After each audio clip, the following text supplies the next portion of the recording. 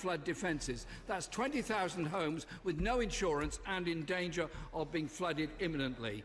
Isn't it time the Prime Minister found a very urgent solution to this problem? Just imagine what it's like to live in a home that's in danger of being flooded, you can't get it insured, and if you own it, you can't sell it or can't move. You are totally stuck. They are looking for the government to help them out at their time of crisis. Well, Mr. Speaker, he is perfectly right in the sense that there are particular problems to do with insurance that I think anybody who's visited a flood-affected household will know. Flood Ray, on the other hand, has provided cover for over 164,000 households since 2018 and 2019. We are now looking, since last December's events, we are now looking at what we can do to protect households that do not have a proper insurance. But he also knows that there are measures in place to ensure that householders get £500 and £5,000 to compensate themselves from the worst damage that flooding can do. And that is cash that we can put in thanks to the investments that we have made in flood defences, which, believe me, would be beyond the capacities of any government led by Corbyn, the government led by the Right Honourable Member. Corbyn! The Welsh Government have done their best to step up to the crisis despite the underfunding from Westminster. The Prime Minister was keen to pose for cameras when there's a crisis on during the election, but he often goes AWOL. He was late to respond to the London riots because he was on holiday. He was on a private island when the Iranian general was assassinated. And last week, he was with his head in the sands in a mansion in Kent. The MP for Calder Valley, another of his colleagues, said it's not good enough. How can the country trust a Prime Minister, a part-time Prime Minister? Last night, schmoozing Tory party donors at a very expensive black-tie ball, instead of getting out there and supporting the people who are suffering because of the floods. This government needs to step up to the plate and invest in defences and ensure there is real insurance for people whose homes are being ruined by these floods as we speak. Mr. Speaker, the Right Honourable Gentleman asked what this government has been doing in the last few days. Well, let me tell you, not only have we been investing massively in flood defences and compensating those who suffered from flooding, but we've been stopping the early release of terrorists. We've restored the nurses' bursary. We're beginning work on 40 new hospitals. We're recruiting 20,000 more police officers.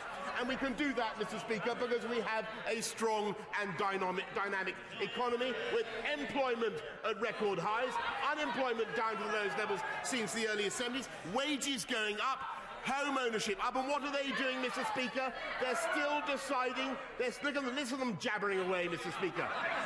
Jabbering away. I think we'll have a little bit more silence on the second one. Prime Minister.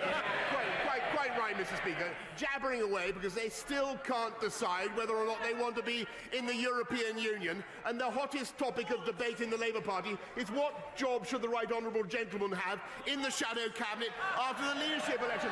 Mr. Speaker, they are engaging themselves in narcissistic debate about the Labour Party.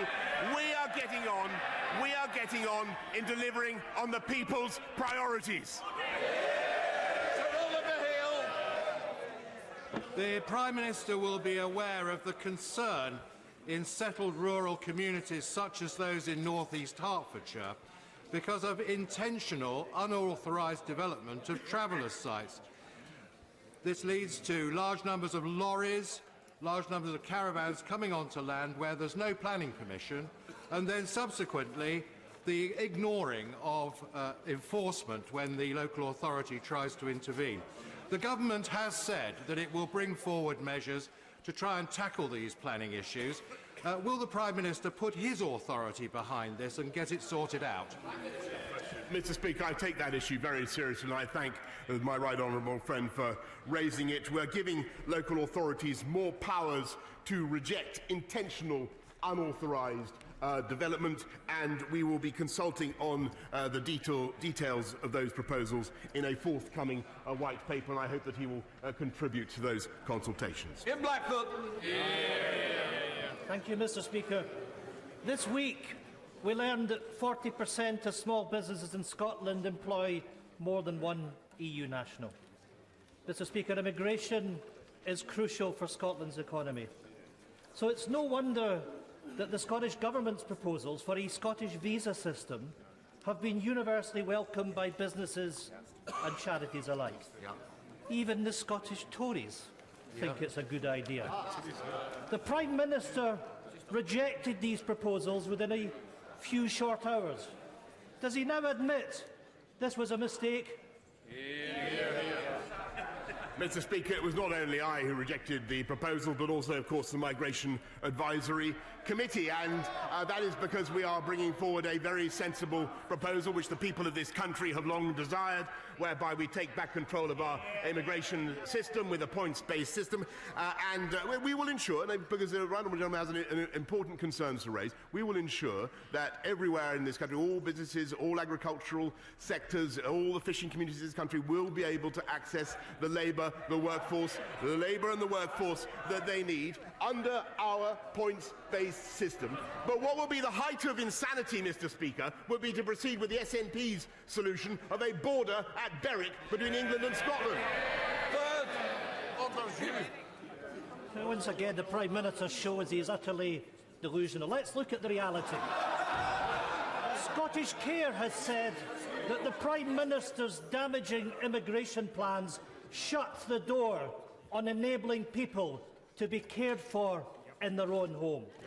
The General Secretary of the GMB Union says the plans could genuinely tip businesses over the edge.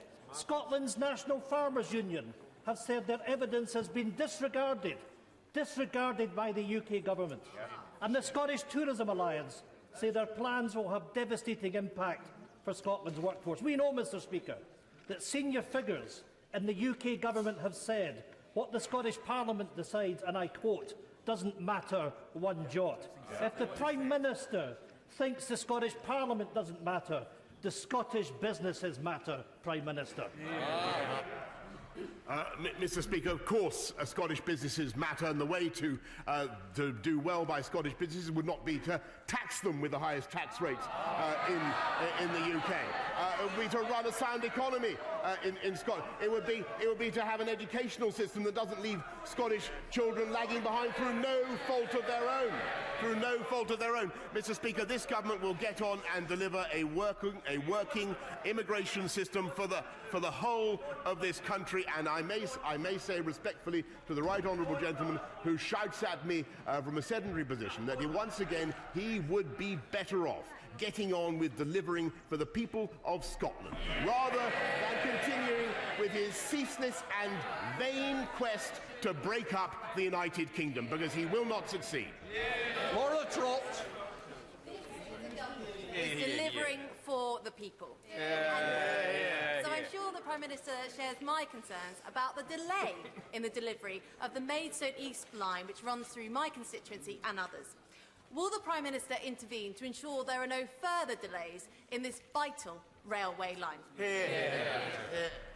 Mr. Speaker, I thank my honourable friend for rightly raising the issue of rail connections with Maidstone East and the City, and I can tell her that in addition to the 48 billion that we are putting into the railways, my right honourable friend, the Secretary of Transport, has just indicated to me that those connections are his highest priority. Doherty Hughes. Thank you, Mr. Speaker. Graham was born with cerebral palsy, unable to talk, walk or feed himself. He brought joy and love to all who knew him. And last week, one of the Prime Minister's advisers resigned when a basic check of their internet history revealed that they had promoted eugenicist policies, the sort that would have ended my brother Graham Doherty's life before it began.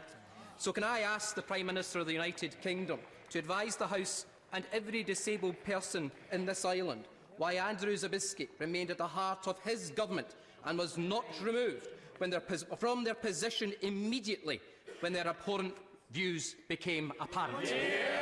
Mr. Speaker, let's be absolutely clear that I certainly don't share those views, nor they're the views of anybody in this government, and that individual no longer works for the government. Second Batty. Does the Prime Minister agree that through the establishment of the Office for Environmental Protection, which will hold this government and future governments to their environmental commitments, it is the Conservatives who are driving the environmental agenda? And will he join me in commending the Conservative-led Solihull Borough Council for their commitment to be carbon neutral by 2030? Mr. Speaker, it of course brings me a great joy to congratulate Solihull Borough Council on their path-breaking leadership. Of course, they are following in the footsteps of the national government and Right Honourable Lady for Maidenhead, who led the way in setting a carbon zero target by 2050. This Conservative government is going to leave our country, our environment, in a better state for the next generation. Thank you, Mr. Speaker. I have a pregnant constituent with her due date in the next couple of weeks. She is currently on universal credit, and after deductions, including an advance, she is left with a grand sum of £111 a month to feed herself, to heat her home and to prepare for her child. Now, I know the Prime Minister will likely want more details about this case and will be happy to help, but I want to ask him, in principle, as the Prime Minister, does he think that £111 a month is enough for anyone to live on? Well, Mr. Speaker, I'm of course very happy indeed to look at the case and to do whatever we can to help with the individual case. But I must say to her that in the round, universal credit has helped and is helping 200,000 people into work. There is an estimated 1 million disabled households who will get around £100 more per month as a result of universal credit. And I'm proud to stand by a record of helping people into work and off welfare, but as I've said to her before, I'm more than happy to look at the case, and the answer to her question in a word is no. Ben Bradley. Mr. Speaker, does my right honourable friend agree with me that the people of Mansfield, who, like many millions across the country, previously voted Labour but now put their faith in a Conservative government to deliver, are not in fact traitors, as they've been branded by members of the party opposite this week, but in fact this government and members on this side of the House respect these hard-working people and communities, we respect their choices, and we will deliver for them? Well, Mr. Speaker, I'm not going to comment on the vituperation that is meted out by the party opposite, but what I will say is that all voters should be treated with respect and with humility. And I congratulate him on the hard work he's doing for the people of Mansfield. £10 million for West Nottinghamshire College, £20 million for road improvements, £5 million for proactive lung health screenings, and up to £50 million in a town New Deal and future high streets funding. In my view, the people of Mansfield are well served by my honourable friend. Kate Osborne. Mr. Speaker, like many other sub-postmasters, my constituent, Chris Head, was victim to the Post Office Horizon IT system scandal. These errors have resulted in bankruptcy, imprisonment and even suicides. Will the Prime Minister today assure Chris and others that he will commit to launching an independent inquiry? Mr. Speaker, I am indeed aware of the scandal to which she alludes and the disaster that has befallen many post office workers, and I'm happy, and I've met some of them myself, I'm happy to commit to getting to the bottom of the matter in the way that she recommends. Miriam Kate. If you live in one of the rural villages in my constituency, it can take a whole day to travel to and from a hospital appointment because bus services are so few and far between. As a fellow bus enthusiast, will my right honourable friend assure me that some of the £5 billion in the pipeline for bus services will go towards improving routes in Penistone and Stocksbridge? Mr. Speaker, my honourable friend is absolutely right about the vital importance of buses and their transformative power, but as for the detail about what will happen in Penistone and Stockbridge, she will have to await the upcoming national bus strategy, which will be along very shortly. Shepard David. Mr. Speaker, before the last successful climate change talks in 2015 in Paris, I led the British preparations, including delegations of the 3 preceding UN climate talks. Global action on climate change only happens when the host nation engages with the world's largest nations in advance at the highest political level. So as the host of the 2020 climate talks, will the Prime Minister today publicly commit himself to meeting President Xi of China, Prime Minister Modi of India and US President Trump secure for the Glasgow talks global action on the climate emergency?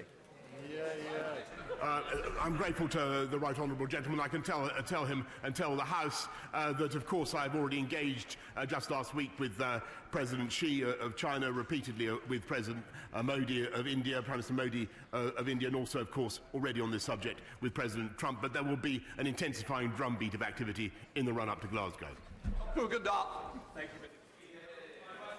No doubt remember with the same fondness the conversations that we had when he was outlining his plan for global Britain. I welcome very much what he has been saying about the defence review that is now planned and his priority on having a strategy-first, foreign policy-led review. Will he please make a statement to this House so that the views of this House can be heard, bringing together trade, aid, defence, foreign affairs and, of course, defence?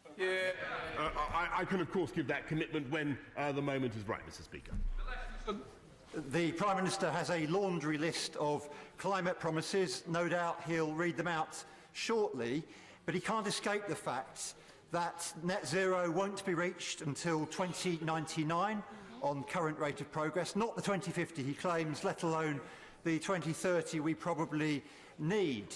Even JP Morgan says human life as we know it is under threat. He can't be a climate denier, can he? So when will he take climate crisis seriously? Mr. Speaker, these aren't promises, these are what we've already done. And it's thanks to Conservative action on climate change that we've reduced CO2 output by 43% on 1990 levels since 2010. And the economy has grown by 73%. 99% of all the solar panels installed in this country have happened under this Conservative government. And let me tell you that in 1990 this country was 70% dependent on coal. Today it's 3%, and they'd reopen the coal mines, Mr. Speaker. Thank you, Mr. Speaker. John Downey, the IRA terrorist responsible for the Hyde Park bombing in 1982, which killed 11 soldiers, received a letter of comfort from the government, and his trial collapsed. Corporal Dennis Hutchins received a letter in 1974 saying he would not be prosecuted in connection with the shooting incident which took place in Northern Ireland. He was then investigated again in 2011 and told there was no further grounds for taking any action. Does the Prime Minister accept that if Dennis Hutchins goes to trial on the 9th of March, all the assurances, all the promises, the manifesto commitment will amount to nothing more than meaningless, empty platitudes? Well, Mr. Speaker, it's to rectify matters such as the one to which he draws the House's attention, that this government is finally bringing in a law to prevent the vexatious prosecution of our hard-working, hard-serving veterans when no new evidence has been produced. Mr. Speaker, yesterday's press showed the widening health inequalities between the richest and the poorest. The money promised to Epsom St Helier Trust could have addressed that issue in my area, but instead the NHS are removing services from the poorest areas and sending them to leafy Belmont with the longest life expectancy. St Helier Hospital will become a glorified walk-in centre. No A&E, no maternity unit, no children's services, 62% of beds gone. Will the Prime Minister reassure me that he will look at this to show that much doesn't have to always get more? Mr. Speaker, in addition to the 14 new hospitals that we are building, part of the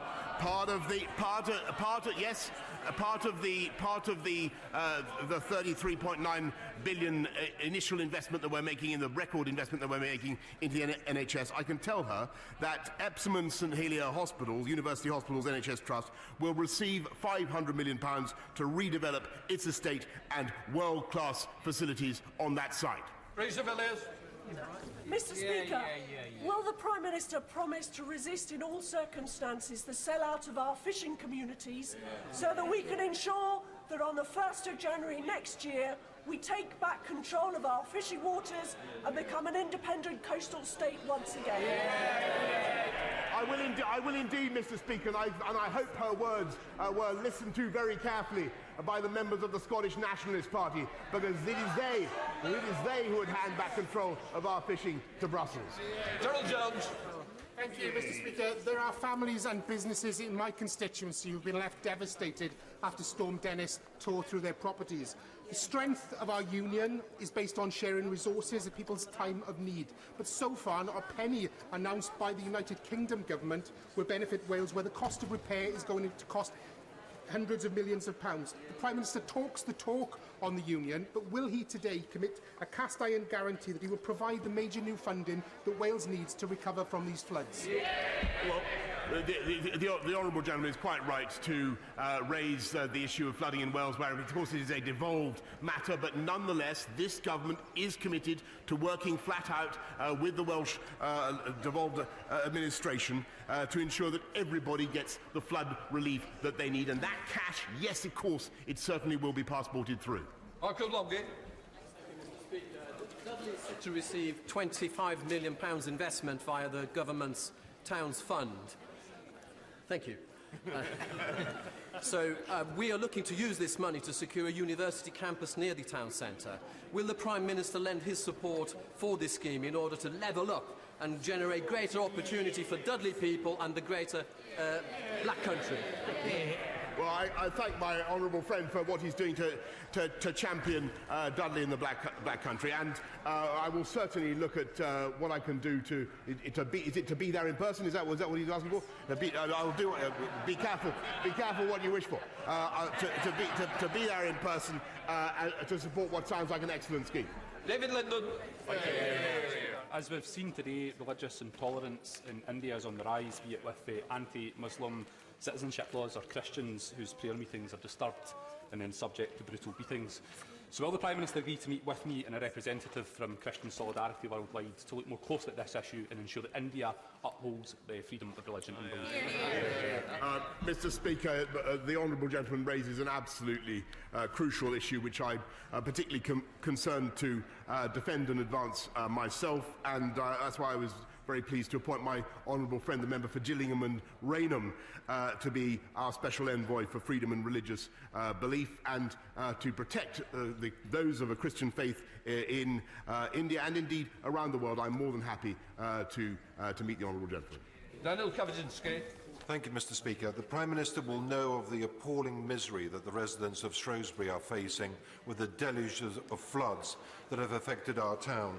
I'm very pleased that the Minister for Flooding, our honourable friend, the member for Taunton Deane, is visiting Shrewsbury tomorrow. She's doing an excellent job. But will the Prime Minister ensure that the proposals put forward to government for a more holistic approach to managing the River Severn are looked upon seriously, because Shrewsbury cannot continue to suffer this level of economic damage with repeated floods?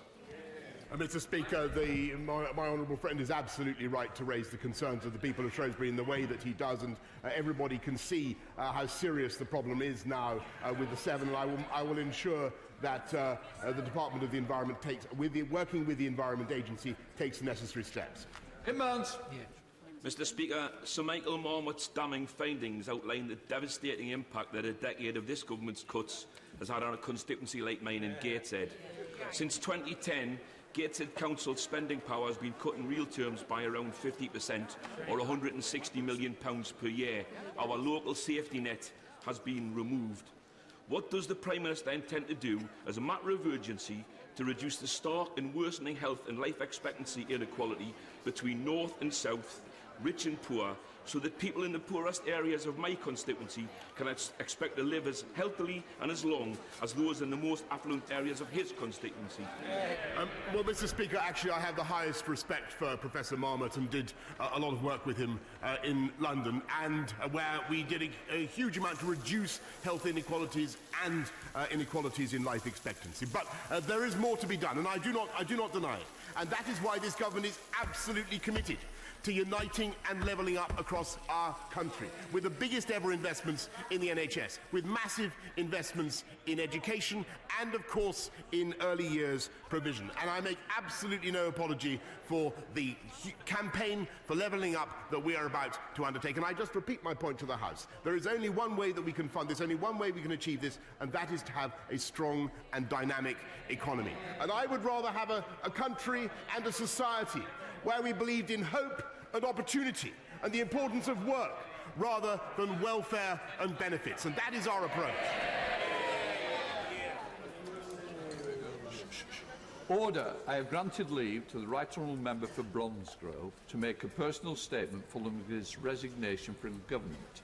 I remind the House that there can be no debate arising from such statements nor interventions. I call Sajid Javid, the Right Honourable Member.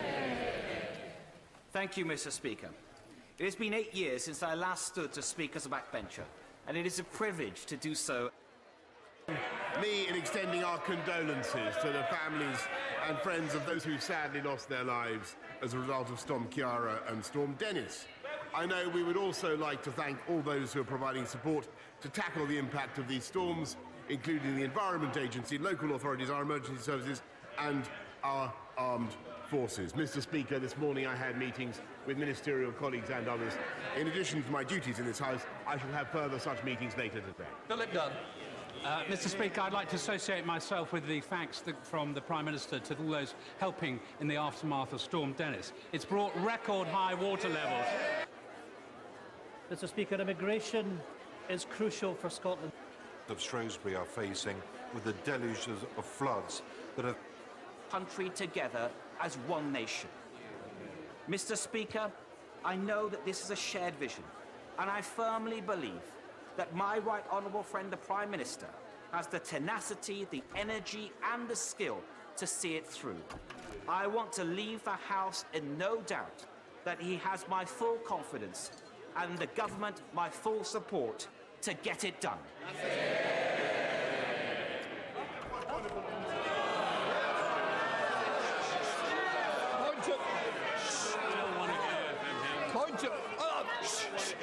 Just sit down.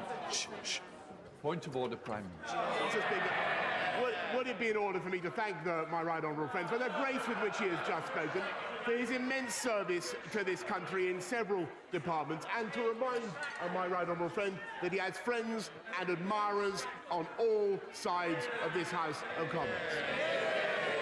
As the Prime Minister knows, he is correct. It's not a point of order, but I'm sure it will be on the record. No. I'm not going to take any more points of orders because they're coming. Because I want to get this statement underway. Points of order will follow. We now come to ministerial statement. Secretary of State for Health and Social Care. Secretary of State Matt Hancock.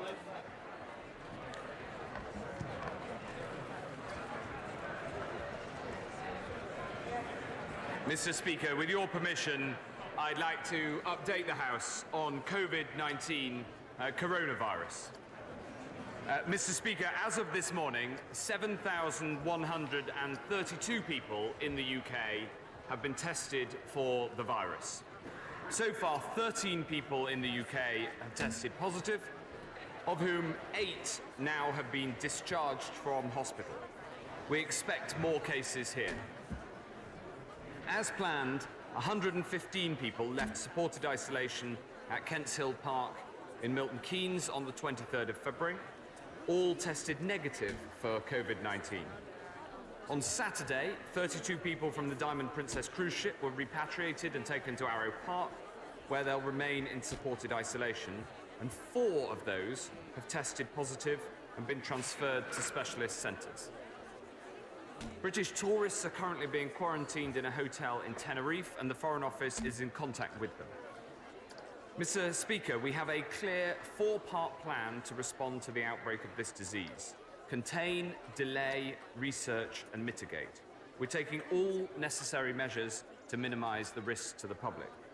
We've put in place enhanced monitoring measures at UK airports, and health information is available at all international airports, ports and international train stations. We've established a supported isolation facility at Heathrow to cater for international passengers who are tested and to maximise infection control and free up NHS resources.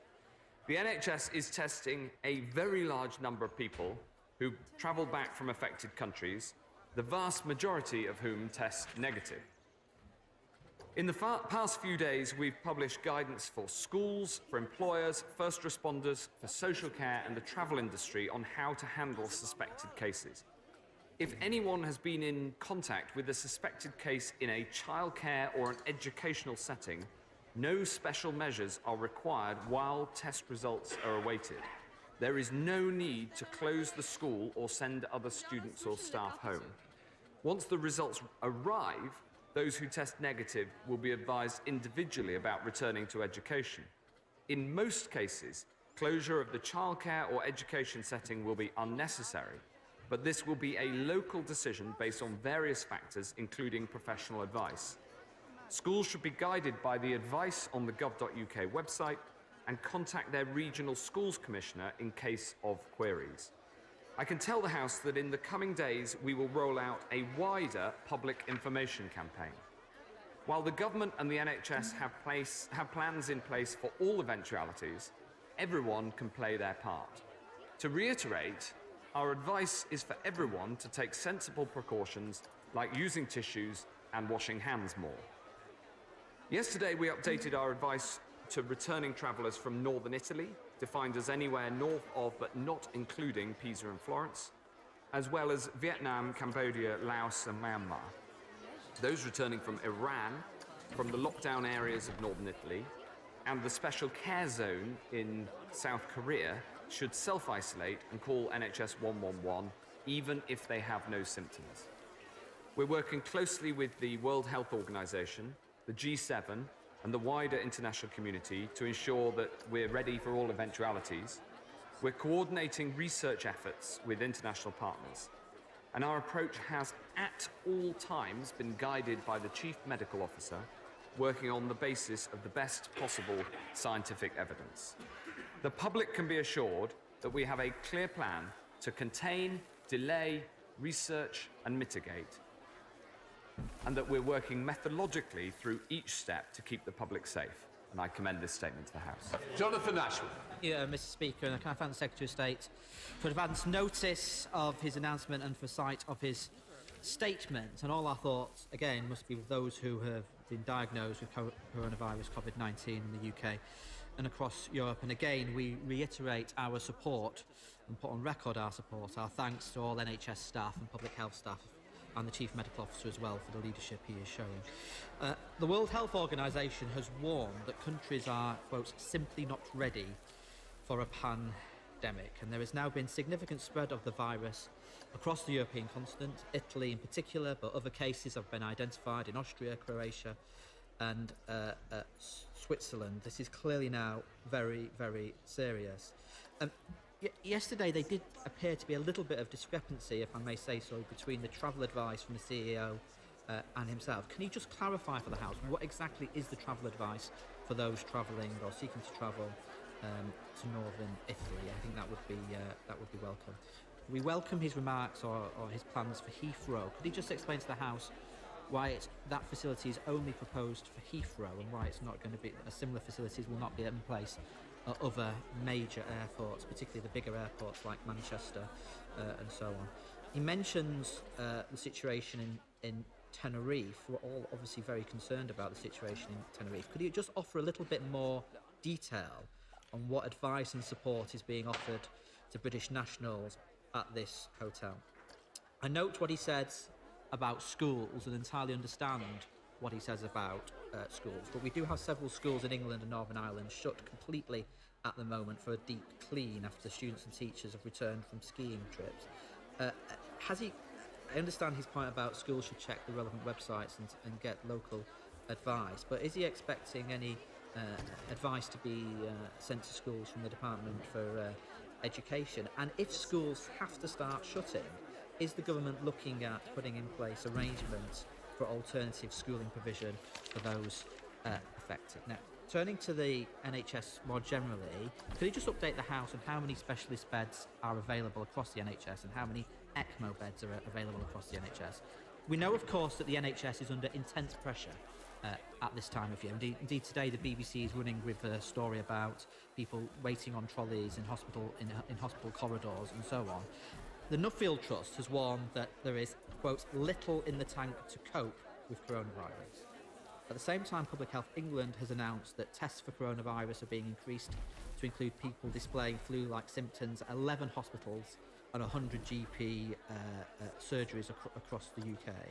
Could he tell us, are community trusts and CCGs going to fund this extra work related to coronavirus from their existing baselines, or is he making any representations to the Treasury for additional emergency NHS revenue resources in the coming weeks? And with respect to the capital facility announced in his previous statement, could he just update the House on how much has been drawn from that capital facility for hospitals to develop the quarantine, the specialist pods to quarantine patients?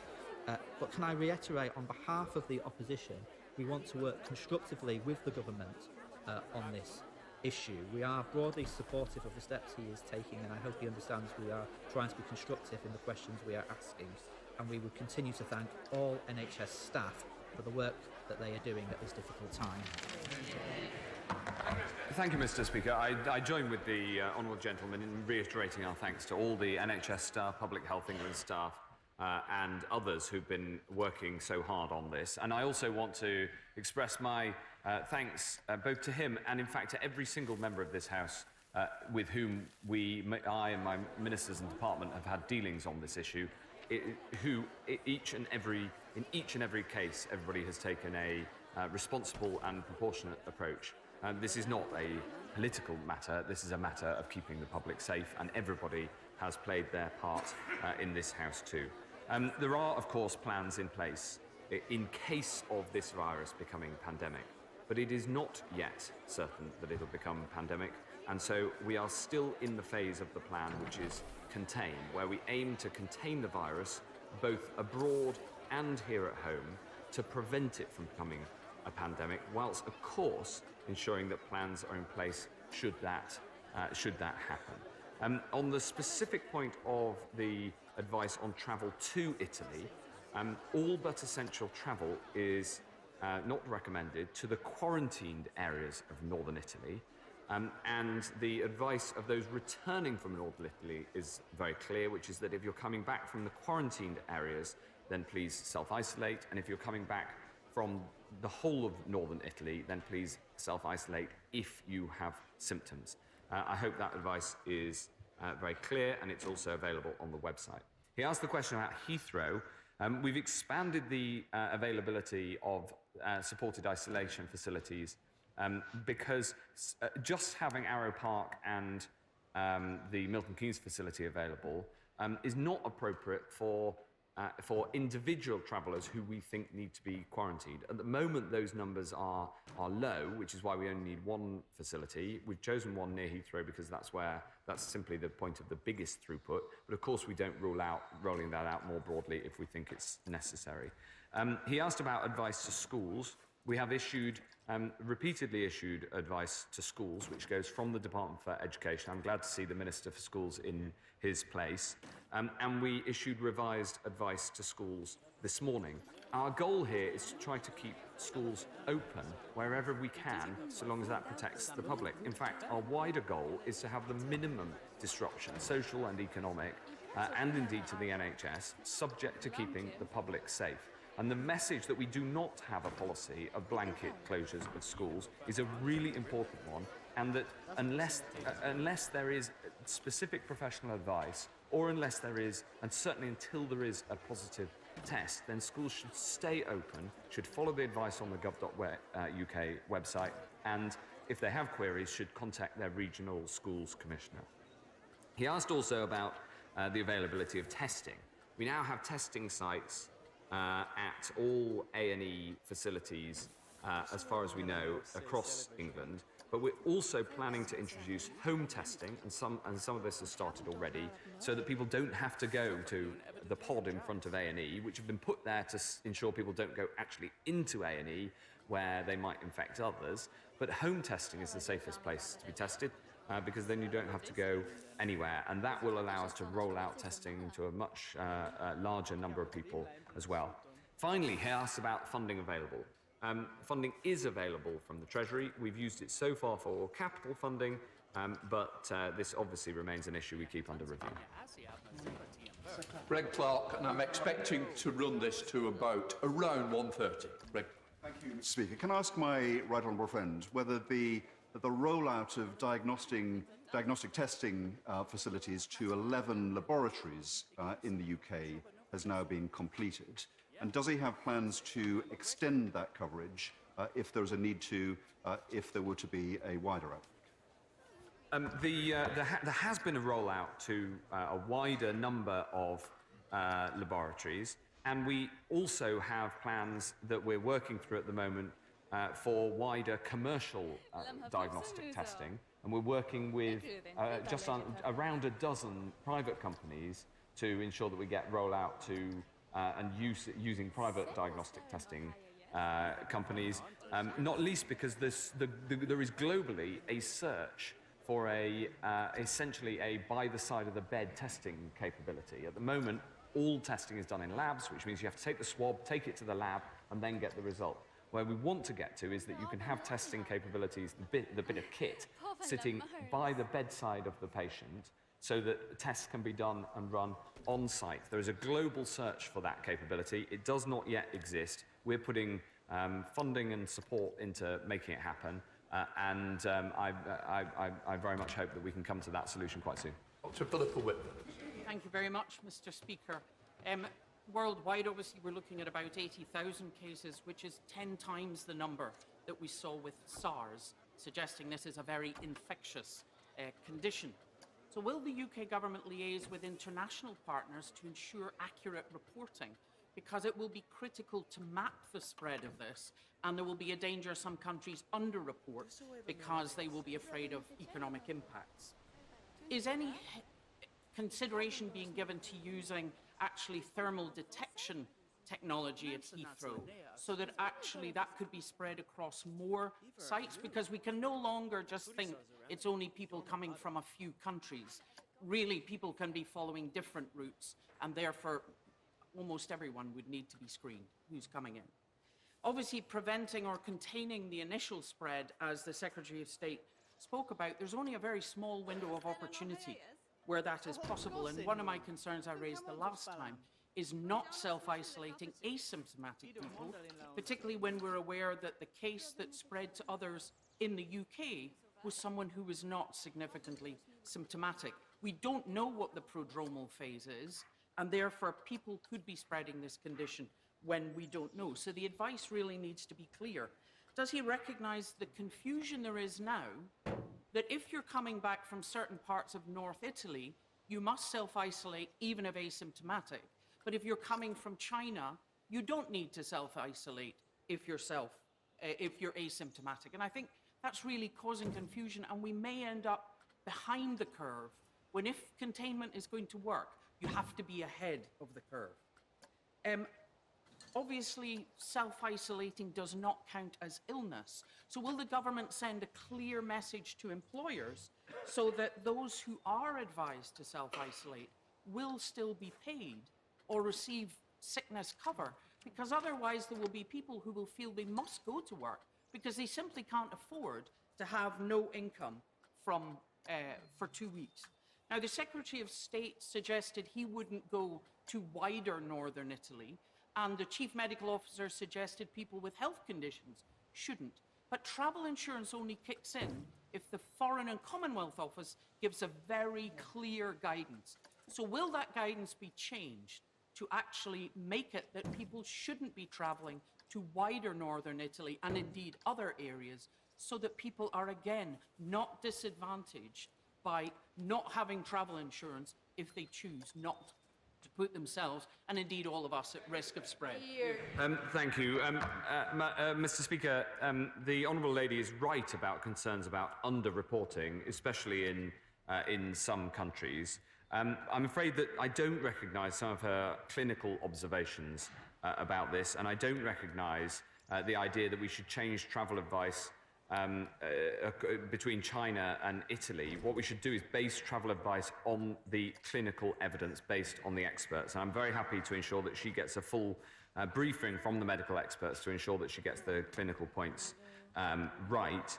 On thermal detection, rather like stopping the flights, this is against clinical advice. The clinical advice is not to undertake thermal detecting because you get a lot of false positives. and indeed the only country in Europe that undertook thermal detection at the border that I know of was Italy, and it has now been the scene of the largest outbreak. Finally, a very important point about people in work and who go to self-isolation. Self-isolation on medical advice is considered sickness for employment purposes. It's a very important message for employers and for those who can go home and self-isolate as if they were sick because it's for medical reasons. Drew Mercer. Mercifully, nobody has yet died in this country of coronavirus, but every year 600 people die of seasonal flu. In the phase to which he has referred, is he redoubling our efforts to ensure that particularly the elderly and vulnerable are vaccinated against seasonal flu and therefore perhaps mitigating against pressures on our National Health Service in the event that coronavirus becomes more of a problem here and makes demands particularly on intensive care beds? He's absolutely right, and the vaccination rate was, I think, a record level this year, and is very important. And of course, the simple measures that everybody can take, like washing your hands and making sure you use tissues, they protect you against the flu as well as from coronavirus. Angela Riedel. Thank you, Mr. Speaker.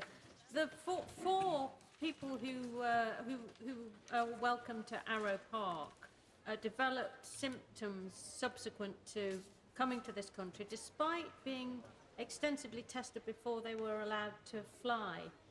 Does this cause the Secretary of State any worry? And can you say a little bit about what this might mean for whether people are infectious before they're symptomatic?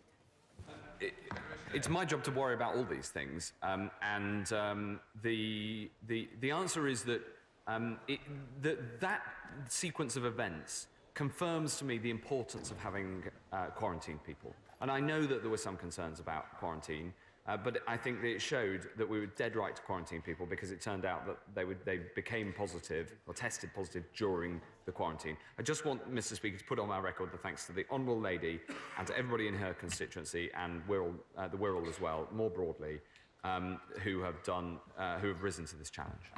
Caroline Johnson. No problem. Thank you, Mr. Speaker. I wonder if I could ask my right honourable friend a bit more about the travel advice. I've had constituents write to me who are planning holidays to countries that are currently affected, for which the travel advice is currently to isolate on return if symptomatic. Some of these people don't want to go on those holidays because they're genuinely frightened, understandably, but they can't reclaim the money because the travel advice is not saying that they can't go. So, and if they do go, that when they come back, they then have to isolate, which essentially lengthens the holidays and can give them significant difficulties and responsibilities. Can you advise what my constituents should do in that circumstance and what liaisons will you have with the Foreign Office on that basis?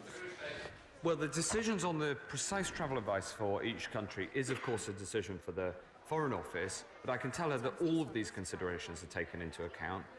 And we have to base decisions on this on the best possible science and clinical advice. Ms. Kendall.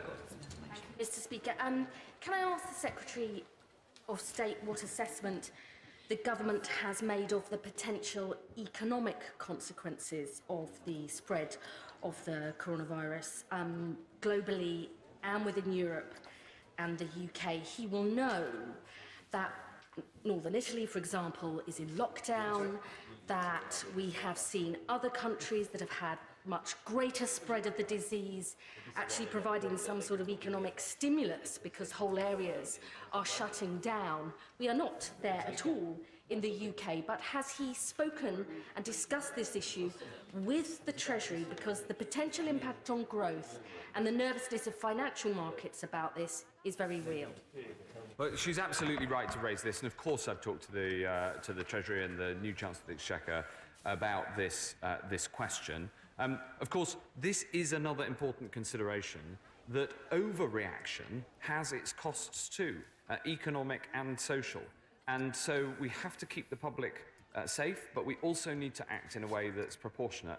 And that does come into our consideration. My primary goal is to keep the public safe. Of course it is. But you've also got to take into account the impact of the other impacts as well. So a reason, for instance, that schools should stay open there isn't a blanket ban unless there's specific reasons for them not to, as I set out in the statement, is because closing a school doesn't only have an impact on the education of the children, but it also has a wider social and economic impact too. Brian.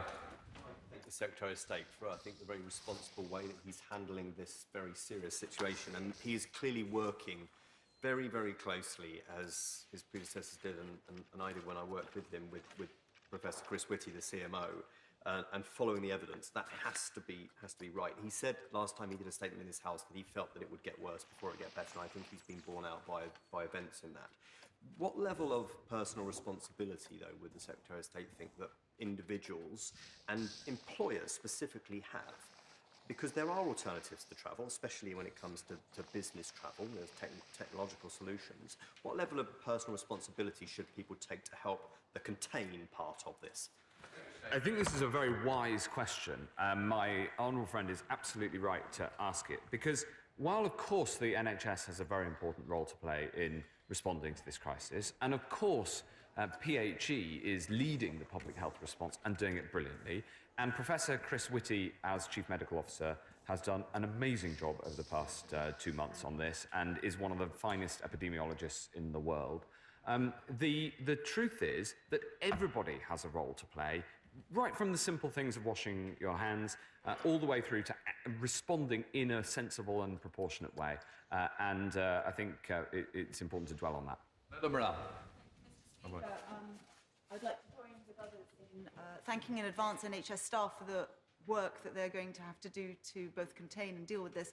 But would he join me in commending the work of Professor Gilbert and others at the Jenner Institute, who are working tirelessly to develop the vaccine? As he said in his statement, the NHS 111 service is now in effect the frontline service. We may have received, all of us, text messages from our GP surgeries saying to contact them first. Could I ask the Secretary of State, what are we doing to ensure they are properly staffed, properly trained? And just very finally, Mr. Speaker, this is very important, would he join me in condemning those who are hurling racist abuse at some British Asians, both in Oxford and elsewhere, because of worry that you can racially profile those who may have this, and that is not acceptable, and we need to all calm down. I abhor any racist attacks that have that people might say have resulted from this. It doesn't matter what the circumstances. Racism does not help. It hinders any response. I can assure her that 111 staff have got the support that they need, and we have backup plans. And that is all part of the plan that we've got. 111 is responding brilliantly. I mean, thank goodness we've got 111. It's only a couple of years old, and it's absolutely delivering in these circumstances, because everybody in the country knows that if they worry about themselves having coronavirus, everybody should know what to do, which is to call 111. Greg McKinnon. Mr. Speaker, I really do pay credit to the Secretary of State at this very difficult time, and his statement's been very measured. He mentions 4 means: containment, delay, research and mitigation. Obviously, containment and delay comes with it serious economic and social disruption. We're seeing that in the markets at the moment. I would say mitigation is what we must be doing the most. We're seeing a very strange virus here with a very long period between infection and symptoms. The number of interactions people are making will be simply innumerable during that perhaps 2-week, maybe even longer period, which makes the thermal testing, which is often the first way forwards, a difficult one to actually analyse. So I think I'd like to see the Secretary of State look more seriously with the CMO and other international experts at whether this is simply another flu virus that is difficult, problematic, but recoverable from. Thank you. I will certainly do that. I would just, and I agree with him on the importance of mitigation. The mitigation strand is really about should this become a full-scale pandemic, and the very significant impact that would have on the country, including, of course, on the NHS. I would also just pick him up on the delay strand of this work is that even if we don't succeed in containing this, we want to delay its arrival so that it doesn't all arrive in one big peak, but arrives over time so that we can better cope with it. That's what the delay strand is all about. And of course, the contain strand is about trying to stop that from happening at all. Alex Shovel. Thank you, Mr. Speaker. As the House knows, I was in self-isolation last week because Harry Horton of ITV alerted me to the fact that there'd been a confirmed case at the UK Bus Summit, which I attended. When I rang 111, the advice was, if I'd been in contact with the person who had coronavirus, I should self-isolate. If I hadn't, I wouldn't. But no agency could confirm or deny whether I've been in contact or not. So more work on tracking needs to be done. Will the Secretary of State consider, for instance, like the Chinese government, developing a tracking app to help people in that situation? Well, I'm very happy, subject to consent, to look at that. But I would also say that the way that contact tracing works is that once the positive case is identified, you go out from the positive case rather than going from the wider population, including attendees at the bus conference, and then going in. So it was, the contact tracing was undertaken in the correct way, and indeed the majority of cases that we found here in the UK have been found through the proactive contact tracing undertaken by Public Health England, which commends them on their approach. Thank you, Mr. Speaker, and can I thank the Secretary of State for that statement.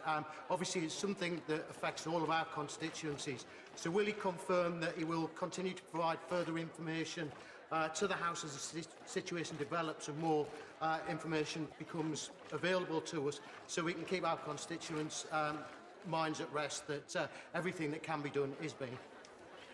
Yes, absolutely. Of course, I'll keep the House and the wider public updated. That's an incredibly important part of this. And of course, for any colleague, my door and the door of the Minister for Public Health is always open to answer any questions.